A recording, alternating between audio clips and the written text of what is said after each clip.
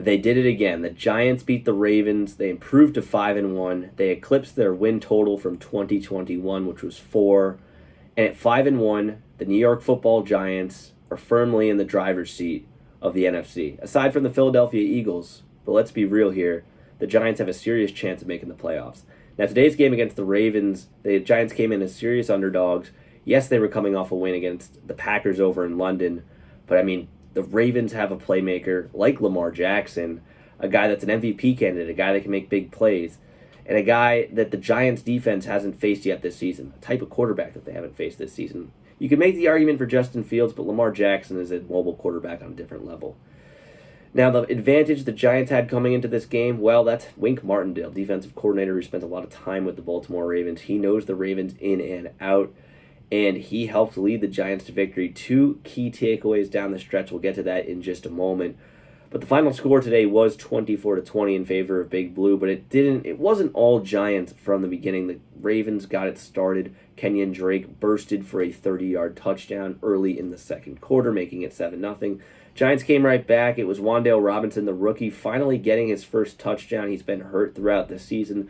This was his first game truly playing some serious snaps, and for the rookie, he was extremely happy to finally get that elusive touchdown. Daniel Jones hit him for a 5-yard pattern midway through the second quarter. Justin Tucker closed it out with a field goal.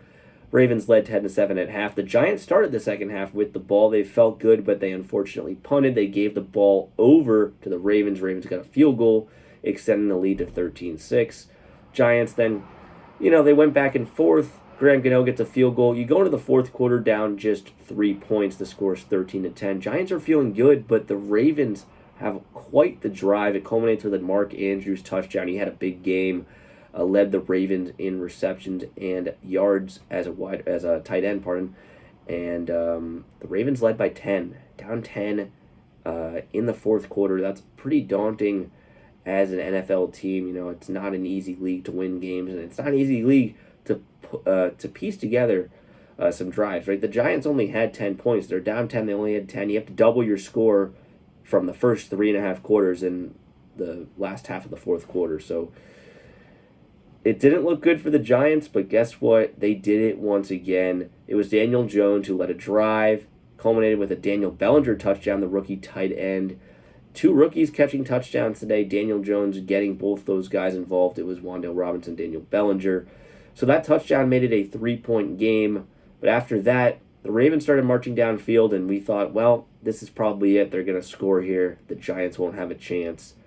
But out of nowhere, on a 3rd and long, maybe it was 3rd and 5, but it was a key 3rd down, Lamar Jackson fumbles the ball, then picks it up and tosses it down the field, and it's intercepted by Julian Love, who runs it all the way back inside the Giants' red zone, I believe to the 13-yard line, which sets the Giants up in great field position, and they eventually capitalized and scored.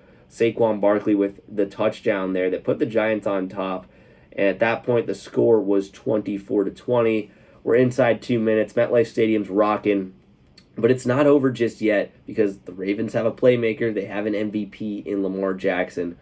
But just when things started to look up for the Ravens, Lamar Jackson fumbles the ball. It was the rookie Kayvon Thibodeau that forced the fumble, and Leonard Williams recovered. Williams back from an injury that had kept him out for the past couple of games. So everyone on the defensive front coming in with after Kayvon recovered the fumble, the Giants ran a couple of plays that included a Saquon Barkley run where he exploded and had enough space to score a touchdown, but decided to slide down at the 1, which meant that Baltimore would not get the ball back. Yes, they would have gone up double digits, but we've seen earlier in the season in a Jets-Browns game, actually, where an onside kick can actually make the difference, and you want to keep the ball out of your opponent's hands. So a very high IQ play by Saquon Barkley there for the Giants. The Giants then took a knee, and they're going in to next week. They're 5-1. It's truly hard to believe, given the Giants where they were last year, that they're here this year.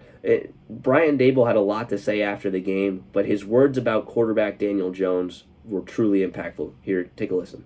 Make good decisions with the football, take care of it, execute in the red zone, and this was another fourth quarter one for him. Again, it's when you're a quarterback, you love to throw it 60 times a game, but we have to each week we have to play the way we think we have to play. And look, it was far from perfect. It really was. That's a hell of a football team over there. Next week, the Giants will go on the road, start a 2-game road trip. They're going to go down to Jacksonville, take on a Jaguars team that started the season a little strong but has struggled recently. A game the Giants should win. The following week, they'll head out west to Seattle to take on the Seahawks. That'll be a 4:25 game on October 30th. Another game that the Giants should at least have a good chance of winning. It's hard to win on the road, especially in a stadium like Seattle's with the 12th man atmosphere. But the Seahawks, they don't have Russell Wilson anymore. They're not the team they once were.